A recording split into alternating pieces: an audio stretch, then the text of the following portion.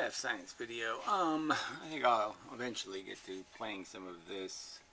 Brian Greene and Alan Alda, they're discussing Einstein, and, why Einstein hated quantum mechanics. And I think, unfortunately, it's the way things are phrased is always a problem. Quantum mechanics isn't the problem; it's varieties of it. So, I mean, it's almost like saying Albert Einstein hated books because he didn't like the Bible, The wave interpretation of quantum mechanics is what Einstein wasn't too, forget it. That there's no cause for effects.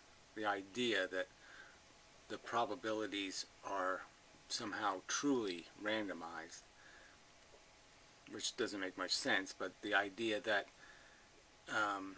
they don't come out as a certain effect because of a condition, that the condition doesn't exist, and therefore, although it'll be a 1 or 2 or a 3 in perfect proportions, 5 1s, 2 3s, and 2 2s or something, and it'll always come out that way. At any one instant, there's no way to detect, only the universe knows, kind of thing. And Einstein was, I think, can be fairly described as being of the opinion that it is our ignorance of the circumstance, not the circumstance, that there is no playing dice for the fully informed. The fully informed know exactly what the consequences are of throwing dice. They bounce. They have a certain energy. They'll do a certain thing, and the outcome is decided as soon as they leave your hand. And he knew that it would be, you'd need extraordinary evidence, not merely some evidence. You'd need extraordinary evidence to claim you've broken that rule, that it is not cause and effect. And that's what these quantum idiots are claiming. It's not cause and effect. We've broken it.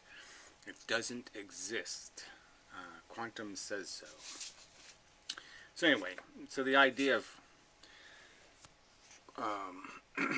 quantizing physics, the idea of a quantum of energy, has been perverted now by this religion of quantum mechanics into not thinking of it as discrete mechanics or even mechanics. They've taken the mechanics out of physics, ironically, and yet they're calling themselves quantum mechanical theorists, and yet their theory is there's no mechanism. One could say, yeah, that's bogus as fuck. So anyway, there's some other things I wanted to get to.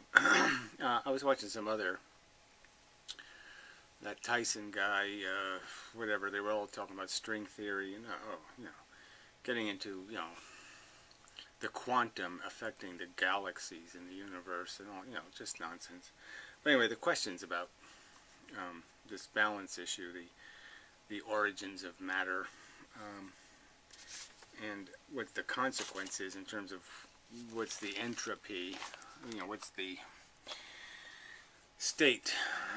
Is this a system winding down, or a system winding up, or a system in perpetual stability?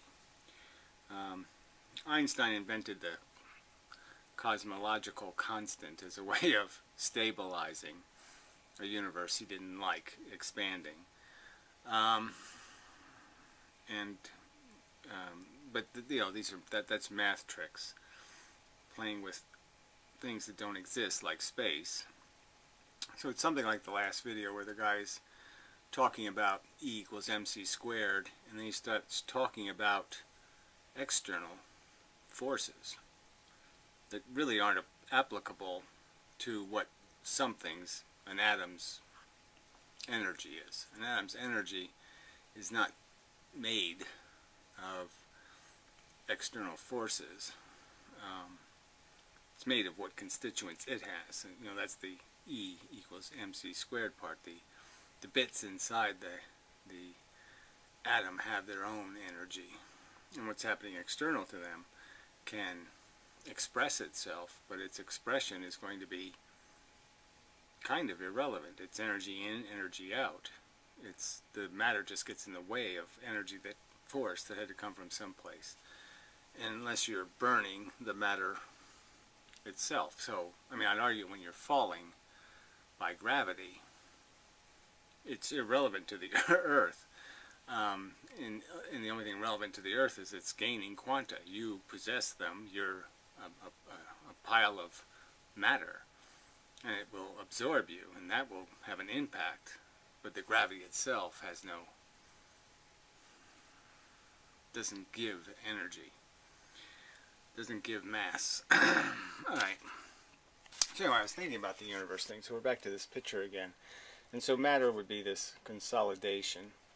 And as the universe forms matter, it could be argued that this field, the thing that's creating gravity, so this is these elements out here are the elements that create gravity. So you're made of gravity, essentially. You're made of the same elements, the same quanta, the same mechanical entity. You're just consolidated, and you're not freely going. Your positions are fixed, so to speak.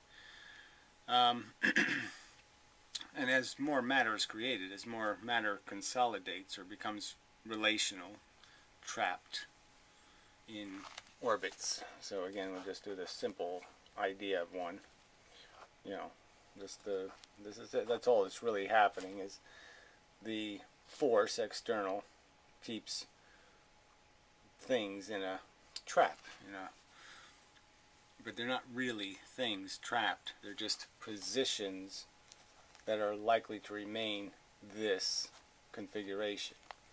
So as this thing moves through space, this arrow, if it were to be released, would create an imbalance in the field of plus this arrow, and so there would be a likelihood that it would be replaced, more likely than anything else, with the same arrow again. It's just this increased probability is probably not the best word. But anyway, but the idea is that matter in and of itself usually is going to trap a balance of this force. And it's only when it has velocity that it has an imbalance. And so as matter acquires velocity, well, that's really not irrelevant to the point I wanted to make is that as you form more and more matter, the idea would be is this force would get weaker and weaker and weaker. So as this consolidates, this separates. So that's sort of analogous to the expanding space argument, in that what's really happening is the distance isn't increasing. What's happening is the density of the field gets thinner and thinner. The force, the gravity, all the substance. So the argument would be is there's going to be a point, like if you kept making matter, if the universe is actually making matter, if matter is getting trapped routinely in these configurations, and they, that becomes some sort of a dust, and that dust consolidates and it forms into suns and all that stuff. So there's an engine extracting matter out of the gravity, out of the space of quanta. If that's what's really happening, then eventually there'll be enough condensate, that is, enough of the stuff in the air will condensate into this matter thing. And as it does that, gravity will become weaker and weaker. And there's a point where as gravity becomes weaker, you'll no longer be able to hold things in this trap. So everything's trapped by gravity. This trap is made out of gravity. It's made out of this external pressure. So if the external pressure weakens, because more and more of this quanta, the stuff out here, is getting consolidated, and therefore separating, getting more and more distant. Ironically, the universe might self-destruct. It could go into a chain reaction where the matter starts to degrade and just starts to explode because there's not enough gravity holding it together.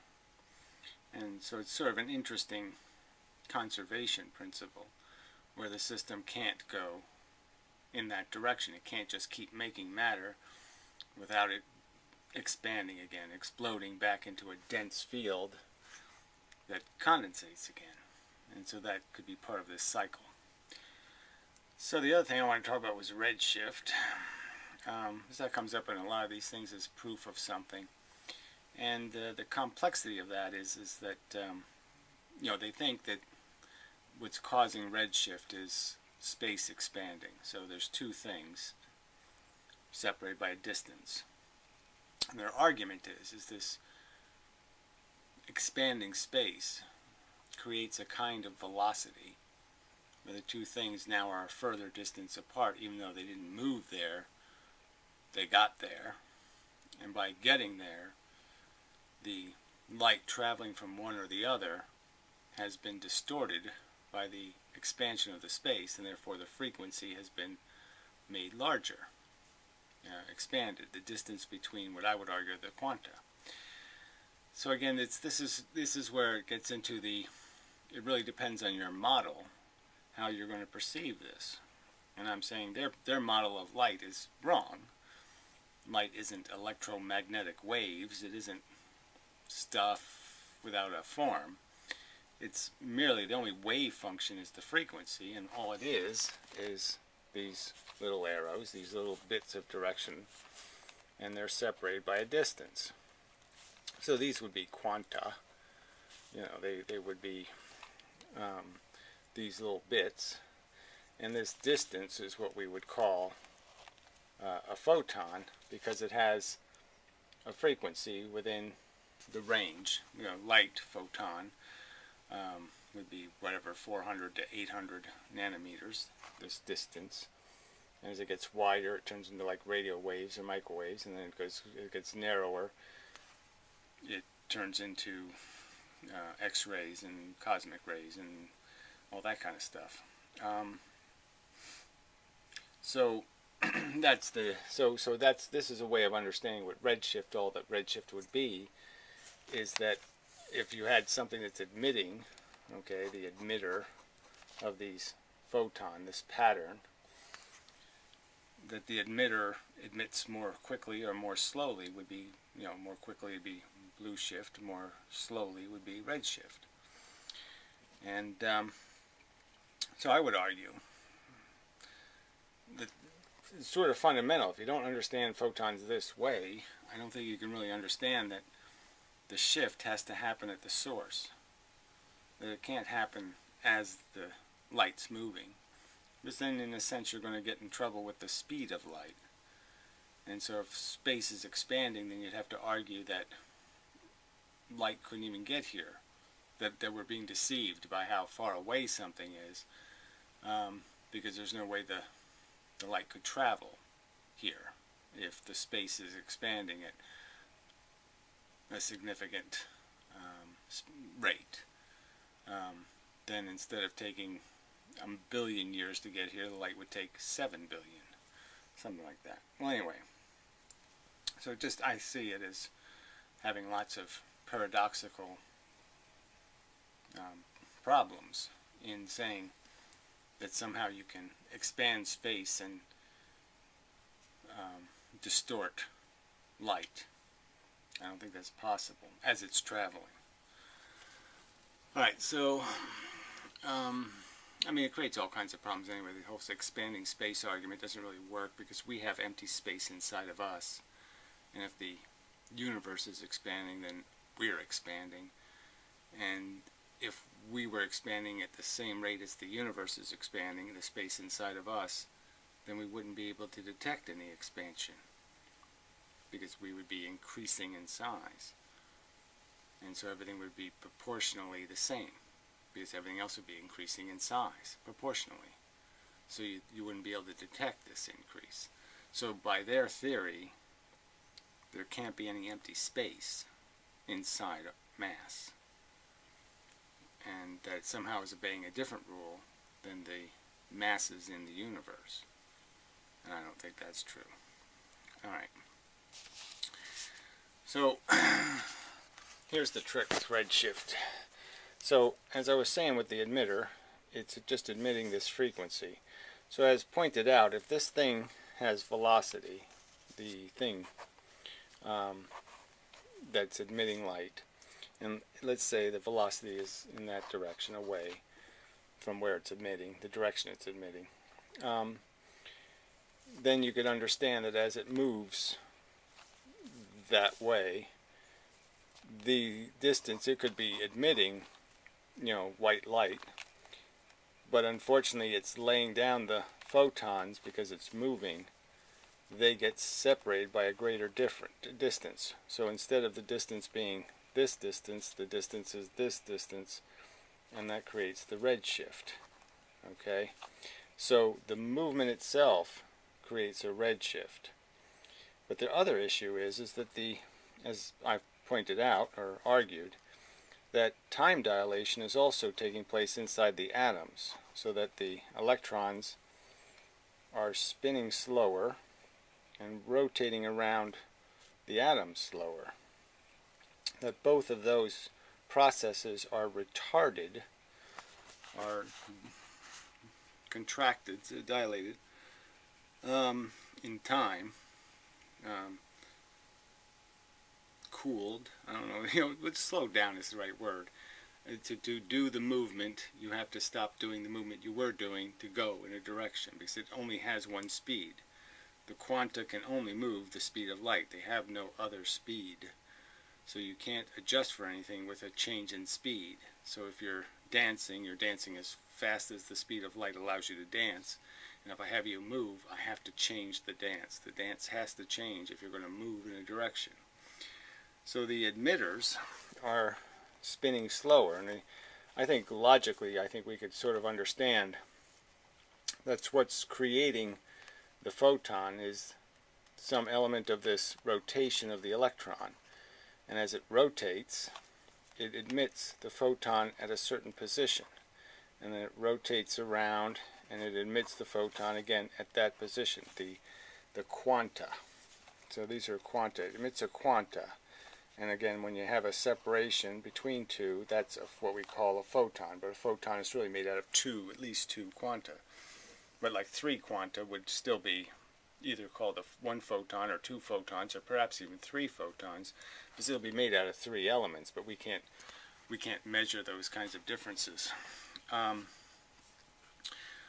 the real element is the frequency. That defines the period, is what defines the photon. But what makes the photon have an impact on something is the fact that it's made out of these bits, these BBs, these quanta. They're the things that have the energy, and they're the things that are mathematically relevant. Alright, so what you can understand is that if this speed is being slowed down, then the thing it's emitting, okay, is now going to have a larger period. It's going to be redshifted. So what I'm arguing is that when you see redshift from something because it's moving, you're probably seeing twice as much redshift, so it's not going as fast as the redshift make it appear. So I would argue that cosmological objects, when we see the light from them redshifted, and some of them appear to be going, say, 3/4 of the speed of light, they're, because of the amount of the redshift, that it's a deception, because the redshift is doubled, because one portion of the redshift is being caused by time dilation, and the other portion is being caused by the fact of velocity, the fact that it's moving, and it moves in quantas of time that exceed the speed of light, in the sense that there's no parsing of its time. Clearly the bits inside of a bit of matter could be stationary and then move really fast and then be stationary and move. Like, you know, when my hand moves, there's bits of it that are moving maybe the speed of light, and then there's bits, well, obviously they're all moving, all the bits have to be moving the speed of light. So again, it's like it's moving in this direction, it stops for a while, and then it moves in this direction and it stops for a while. It's not moving from here to here. The bits themselves are stuttering to create the movement. If they moved in a straight line, my hand would move the speed of light from here to here, and it obviously doesn't do that. So at any one moment, certain bits are moving, and the next moment, some other bits are moving, and the next moment, some other bits are moving, and then all together, though, they end up stuttering or skipping to the speed that I'm moving. But regardless of that circumstance, one could argue that as the electron is producing light, a single electron producing one little beam of light, its portion of a light beam, that single electron probably isn't stationary for the whole production of that light. And so there's some amount of redshift being created because the electron is moving as it's being as it's producing the light. Yeah. I think otherwise you would see some other effects in terms of the colonization of the light. You know, what it would have more shorter bursts from individual electrons if the electrons were stationary while they were producing the light. Okay, well this is really a complex point, because I'm talking about now the mechanisms inside the atom, and those happen over a period of time, and you know, but the point is that there are two components here that can create redshift. One of them is the slowed down metabolism of the nuclear bits, and the other is the factual movement that will cause, if you were dropping something out of the trunk of your car, the faster you go, the further away the things that get dropped are, and you know, the slower you go, the closer they'll be to each other. And these are just a fact, and those two, I think, add up to exaggerate redshift. So redshift is doubled what the real up to doubled, maybe not doubled, but as a maximum potentially it could be. The redshift is giving an indication of twice as much speed as the actual speed. Alright, so anyway, it's a subtle point. It doesn't mean anything, it just means something in this whole conversation about what the nature of this stuff is.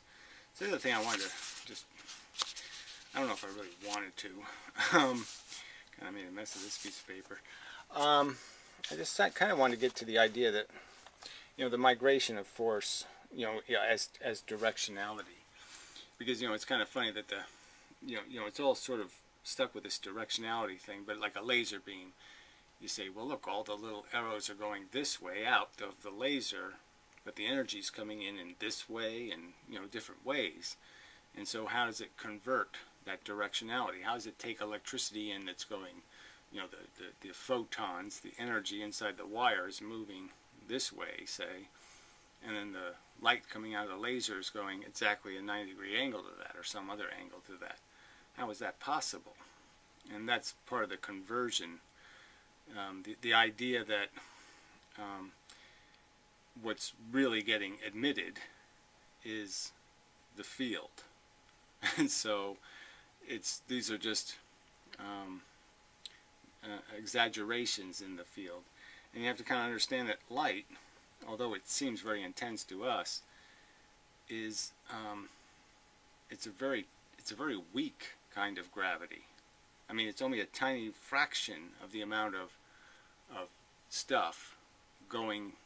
Like if you saw a laser beam, the amount of little gravity arrows that are going along that direction with that laser beam is far in excess of that light. But the light is relevant because it affects the electrons in atoms, so it's relevant to us. So this is another one of those arguments where it's not so much not the motion of the ocean, but the float of the boat, or whatever the thing. It's there's a certain it depends on what it's sensitive to, and what we're sensitive to, and that gives us a disproportional perception of the significance of something. But the truth is, when the laser is shooting the light out, there's this equal and opposite reaction where there is a force that's changed the gravity, so to speak, the acceleration of the laser emitting the light. And so that imbalance was provoked by another imbalance that came in from another direction that changed the gravitational balance of the thing. So I guess what I'm trying to say is that there's things that are collected, where you gain something, and then there's things, it's almost like the argument with the difference between energy being released when you release it from your own material, and then energy being released when you're shot out of a gun, you're a bullet. That energy wasn't your energy. That energy was imposed on you, put into you for this flight. So the idea would be is that the energy is kind of going in here, and it's coming out at some other gravitational angle. So it's like understanding gravity. So as long as stuff keeps coming in this way, stuff can keep going out this way, depending on the configuration of the electron. But the truth is that the stuff going this way they're really gravitons that are being not absorbed. So they're basically being they're basically given a liberality and converted into photons. So they're gravitons just being converted into photons. So we're just seeing gravitons now, but it's really the same number that are going this way. And what's really happening is that the stuff that's being pushed in this way is going through, but it's being converted into gravity. So these photons, this energy, is really, in a sense, quanta, and it will leave as quanta this way. But it's not really visible, because the only thing that made it visible was the fact that it was in a frequency. It was in a photon as it came through the wire, and it will be released as a graviton. It will be released as something without frequency. So all that these electrons are really doing is absorbing and creating frequency of emission. So something can come in at a 200 nanometer frequency, and something can be leaving more a thickness of them. It's like you could have it's the same energy, you could have two come in at 200 nanometers difference, and then you could have three go out at 400. Well, I guess if we would make it 4, parallel to each other, and that those two things would be equal over time. Over a period of time, you'd have the same number of quanta, and the atom is merely serving as a place, the electron spin, or the orbit, is just serving as a place where you can convert direction from one direction to another direction. So much like if you go to the moon, you can orbit the moon for free and then maintain your acceleration and leave the moon at exactly the same speed you got to the moon in. And if you do it just right, where the moon is actually moving in a direction that you want ahead when you're leaving, you can actually gain a little bit of direction. So that's what they do with, it's like, say Saturn's going this way as an orbit, right? It's going this way. What they'll do is, if you want to gain speed, you can shoot up to Saturn, go around in its orbit, and as Saturn's moving this way, if you leave going that way, you'll gain the acceleration that's actually the orbital acceleration of Saturn. So you can pick up a little speed by grabbing the orbital speed, the velocity, of the thing you're gravitationally orbiting. So you're not really you're gaining speed, but it's sort of a cheat. But it's all conservation, so it all comes from somewhere. But it's sort of a neat trick, that you can steal some of Saturn's velocity, and that's what you're really doing. You're retarding its velocity and stealing a little piece of it. But the point is that it's a perfectly conservative field, gravity. What you take into it, you can take out of it in any direction. So you don't have to slow down and stop. You can just get caught in gravity and maintain your speed and go in a different direction. No friction, no brakes. No brakes required. You can take any turn and don't have to apply brakes. Yeah. All right. I mean, this is just such a, it's. I'm so confident that this is correct. Because it explains everything. It explains this conservation thing. It explains why there's this relationship between us and the gravity.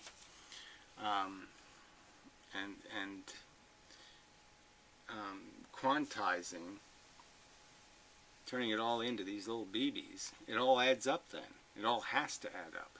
Light becomes relevant as matter. It becomes relevant as a thing, not a vaporous, vacuous energy, without an identity. It has a clear identity. So anyway, what else? Yeah, but anyway, it's just, it's just so, right, and clearly it's, people aren't going to, they just don't want to hear it.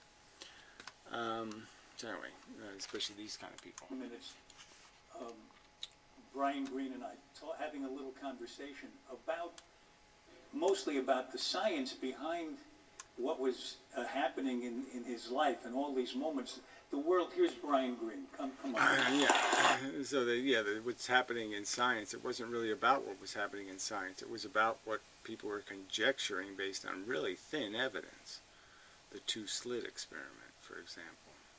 Instead of searching for an explanation that maintained mechanical function, they grasped at explanations that were mystical and magical. Because I think they need to believe in something like that for some reason. People don't want to know that it's a cause and effect universe and that they're just puppets in a stupid play.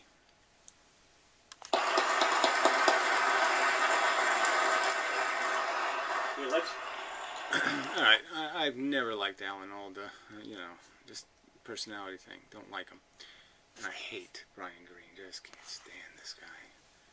But it's probably because they both have this pompous, arrogant thing to them that's just so, their mannerisms are just so, full of themselves. Let's bring our chairs a little closer together. The interesting thing to me was he was searching all through his life for simplicity. He couldn't have had a more chaotic personal life. Yeah, I don't even know if that was. It's chaotic in his younger years, but his later years, I don't even know if. I don't know. Was it all that chaotic? Hookers and such, right? I don't know what Einstein did in his later life. I really don't. Picked flowers and stuff apparently, because he certainly didn't make any videotapes. Didn't make any films, which seems just a horror. And he was looking for things to pull together in the universe, I guess you could do armchair psychoanalysis and say he needed to find that because he couldn't find it in life. But yeah, I don't see any point in doing any of that. But what to say? It's ironic, that Einstein was wrong about the thing being, it's just completely upside down. Einstein was wrong about the relativity theories, and the bent space and all that kind of crap. That's all the wrong part, but the one thing he was right about is the one part they think he was wrong about, which is, you know, it's about the particles, fuckhead. The bits. It's about the quanta. It's about the elemental nature of the universe. There is element, alright? It's really small. You can't see it easily, but you can understand that it's there, because you can see the fact that it always works out. The universe is fucking reliable as fucking hell. What was the unified field theory he was working on? I mean, Yeah, the idea is, okay, that there's a mechanism and that you can just keep breaking the mechanism down. And what you realize is, just like this image I see, you can bring it closer and closer and closer, and you'll finally see the pixels. And so the point is that there's a perception that physics, as Feynman even put it, is a checkerboard. And it's got real simple rules. They're just checkers, moving on the checkerboard. And even Feynman conceded that that's a good explanation. And the problem is, it's such a big checkerboard that it's really hard to understand how all the checkers are moving, because there's so much of it, and it's so very, very small. the formula at the end, for the numbers and symbols that we saw on the screen, literally was what he wrote in a notebook just before he fell asleep for the last time. He was writing, trying to figure out a theory that would unify all the forces that he was aware of, right up until the last minute. What is a unified field theory? So anyway, how to best describe this? The point is the scaling issue. See, people say things like, well, gravity is a weak force on the micro level. But it's not really, if you understand that those are the checkers. And that to the checkers, it's very significant what's happening. So it's a very strong force from a checker's point of view, because they're getting either totally, their interactions are complete and dramatic. They have their direction completely changed, kind of thing. And gravity is a nuclear force. Gravity is the force that goes all the way to the atom. It's holding the atom together. So we think of strong and weak forces as being separate forces, independent forces, but they're really just an expression of gravity, and they're with this magnetic component. So magnetism and electricity are just expressions of gravity, polarized varieties of gravity. And again, so that's the unification. I'm just saying, you know, I'm seeing it because I see it. I mean, I already know the truth, so it seems so obvious to me. But that's what Einstein was looking for, was some simple answer to the fact that these forces have this similarity, especially gravity and electromagnetic phenomenon. It has this inverse rule, okay? Half the distance, twice the force. And that connection, and the speed of light again, too. They both travel at the speed of light.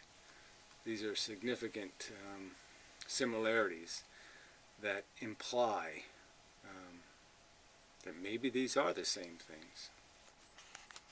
Well, I think you described it really well. I mean, the goal of physics, the goal of science.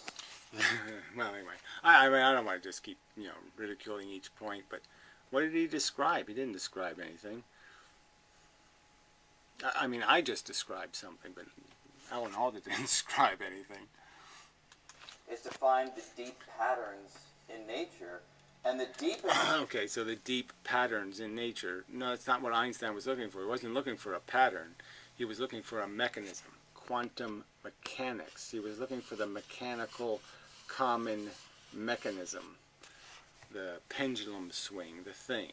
And what it turns out to be is that you have a kinetic field of BBs, okay, that don't move any other speed but the speed of light, and they react completely in the sense that they exchange direction. If I go this way and something else goes this way and we interact, I'm going to go this way, his way, and he's going to go my way. Even though it's going to look like neither one of us did a damn thing. and that's a paradox, but it's not a conundrum. It's not a paradox that creates any kind of problem. The patterns you imagine will be able to describe the broadest spectrum of phenomenon. So he desperately wanted to. He's just looking for something, okay, an equation, E equals mc squared, a mechanism that can be applied to all these things to acknowledge what they're made out of, the energy, the thing that's different about them, or what is happening when something's having a happening. When there's an event, he wants a common way to describe it, a common standard to describe all fuel, you know, a candle power. He's looking for the Planck style equations that will deal with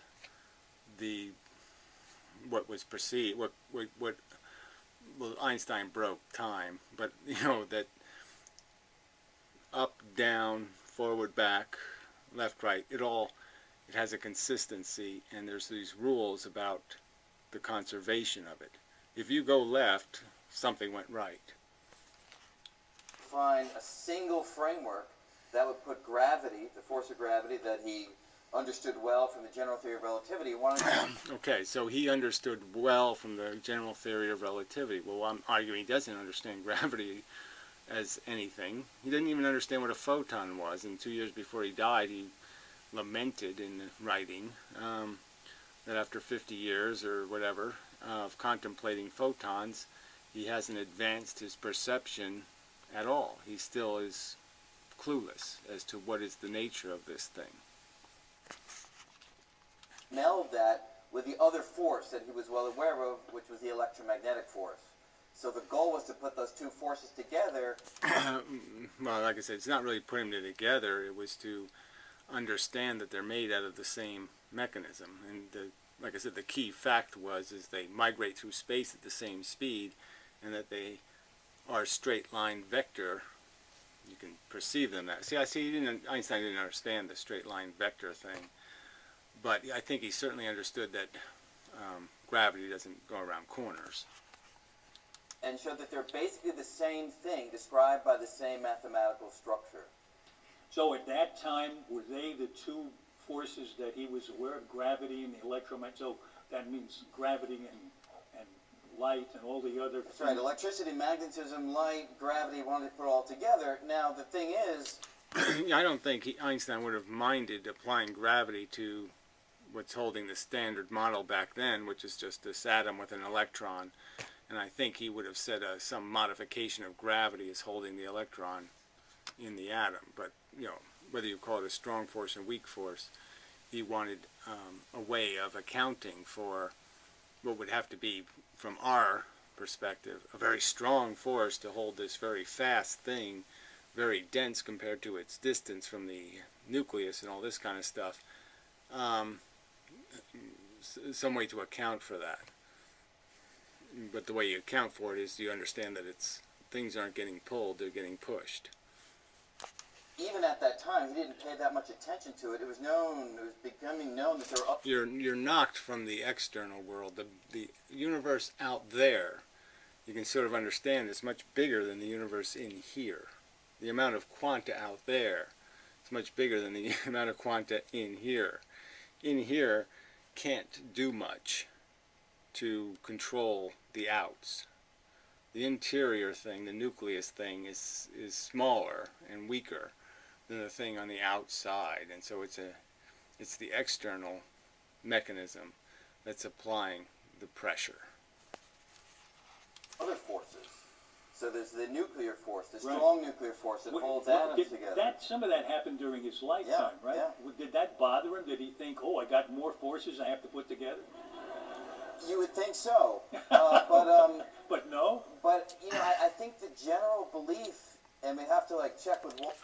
Yeah, well, I think the general belief, I think Einstein understood that, was that the nuclear forces were going to be some combination of electric and gravitational. They were going to be made out of the same thing. So once you tie gravity and electricity and magnetism together, you're going to probably have a mechanism that'll fix the atom thing, because the atom thing is so full of the idea of charge and attraction and repulsion. And so once you explain those forces, as all push, you know, you would have accounted for the nuclear forces. Walter Isaacson's book, right? But I think the general belief is he didn't pay that much attention to these other forces. Yeah, who is this guy to say, right? I don't think you're an authority. I mean, you can even go further. The thing that he was really leaving out in a deep sense was quantum physics, quantum mechanics. Even though he wrote the first paper on quantum mechanics, so one of those 19... Yeah, right. Well, yeah, that's when quantum mechanics wasn't wave theory, woo-woo, particles in suspended animation, things in vaporous, non-existent, non-location. So, yeah, before you turned quantum mechanics into non-location mechanics, yeah, Einstein believed in quantum mechanics. 5 papers was on the photoelectric effect. That's the paper for which he won the Nobel Prize, not the relativity papers, and that's the paper that ultimately yields quantum mechanics, but sort of like... Well, you say it ultimately yields quantum mechanics, but ultimately what it yielded was the idea that you keep saying that photons are nothing, but they're quite obviously something. Because what happens is the energy of them becomes realized through the matter converting. I mean, they become electricity. You know, they're manufactured into it. They have to be something to be manufactured into something else, something we consider more real. Giving birth to an unruly child, you don't like how they grow up. He got completely turned off by quantum mechanics. Quantum mechanics he viewed as the wrong way of describing nature. Well, I mean, call it wave theory, okay? I mean, that's what it really, you know, because again, it's quantum mechanics, the words, quantum mechanics, okay? So the elemental mechanics is basically what quantum mechanics is saying, right? Quantum is just saying there's a small that you can't get smaller. It's the smallest bit, the undividable, the fundamental element. So it's just, it's a way of saying elemental mechanics. And what Einstein wasn't willing to concede is that elemental mechanics means the elements aren't elements. The elements are, they have no location, they have no velocity, they have no direction, they have no nothing. They're just floating away, floating around in everywhere, and then all of a sudden decide to be somewhere when we're looking. Yeah, he thought that sounded like crap. For good reason, because that's crap. And he thought the unified theory would do an end run around quantum mechanics. So all this stuff that he didn't like, he said that was just a temporary... Well, whatever. I mean, the idea of the unified theory is really just creating an elemental mechanical model. The idea is a model. You're looking for a model that will apply to all these elements of function. You're just saying, what is the model? Small engine, big engine. But it's made the same way. You know, build big buildings, smaller building, bigger building. You know, you're looking for a common theme of structure. A model. Very resting place. The unified theory would make quantum mechanics unnecessary. How did quantum mechanics come out of the photoelectric? What is the photoelectric effect? Yeah, so the photoelectric effect is the recognition that light itself, which had been described as a wave from the time of Maxwell, an electromagnetic wave, could actually be... Well, again, you know, these descriptions are, you know, to say that that was the way it was described, there was great controversy. So again, that's just kind of denying the truth. There was a lot of confusion. A lot of people didn't know which side to fall on. Described in terms of little tiny particles. That light was actually made up of what we call quanta, photons. And that... Right. Feynman He called them corpuscles. Move, recognizing this deep relationship between Because I guess Maxwell did. wave-like phenomenon and a particle-like phenomenon. Well, I guess Newton did. I guess Newton called them, or Galileo, somebody called them corpuscles, and so Feynman liked that, so he kept that. But yeah, they're a thing. They're they're a discrete, consistent thing. Ultimately, by the mid-20s and by the 30s, gives rise to quantum mechanics. So quantum mechanics, as I understand it, sort of acknowledges that light and other electromagnetic waves are both waves and particles? Probably. Yeah, right. So what's the point? They're both waves and particles. Look, the point is that clearly anything that has a frequency, okay, back to this, anything that comes at a period, just like the crest on a wave, is going to have a property that's like a wave, but it's not a wave. You don't call a machine gun a bullet wave gun. It's a machine gun, but there's a wave of bullets. There's a frequency of bullets. So, you know, this idea of confusing the fact that corpuscles of light, you know, clump, and they do it at a frequency, is not the same as saying it's like an ocean wave and it spreads across the universe. And but no, it doesn't do that. So anyway, getting tired. Maybe I'll come back to this. Maybe I won't. Well, this isn't. Well, let me see if I get to the more obnoxious part. I mean, I just, you know, like I said, it's just so pompous. Because probably is the language of quantum Yeah, mechanics. that is what it is. So, so quantum mechanics basically shows that whereas Newton and everybody before quantum physics, including Einstein, said what physics is about is tell me how things are now, and I'll use my equation to predict how they will be in 5 minutes or an hour from now. Because if they're here now, then they'll do things. Well, I know, but that doesn't. Quantum mechanics doesn't change any of that stuff happening over 5 minutes or an hour from now. The probabilities will be regular and consistent. We can know those. So again, that doesn't what quantum mechanics changes in those scopes. Quantum mechanics is irrelevant in terms of, you know, the fact that there's a probability. Well, so what? It's a reliable probability. There's no need to Heisenberg. There's no need to say we don't know where the quanta are when you're talking about 5 minutes or an hour from now. None of this quantum goo-goo has anything to do with any of that. And again, acknowledging that there's the relationship between the frequency going in and frequency coming out, and that's all we're talking about, is that the frequency is changed by the interaction, constructively or destructively.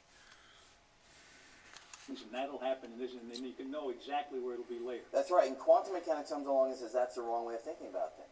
It says the best you can ever do in any experiment is predict the probability, the likelihood of getting one outcome or a... Right, but those outcomes over time will always be they'll always be the same. You'll always, you know, after you flip the coin, you know, 500 times, you're going to have 250 heads and 250 tails. You're going to be stuck with the fact that it always comes out consistent. You don't get to quantum break those rules. And that pattern of outcome, all people like Einstein or me might be saying, is that I think you lack imagination if you can't say, oh, wait a minute, there's probably a better answer than, it's magical, it makes it up, it decides. No, the circumstance made the decision. And there's something in the circumstance that's dictating the outcome. And clearly, the only time you have these outcomes is when photons hit electrons. It doesn't happen when photons are minding their own business. They somehow don't have any of this quantum crap happening.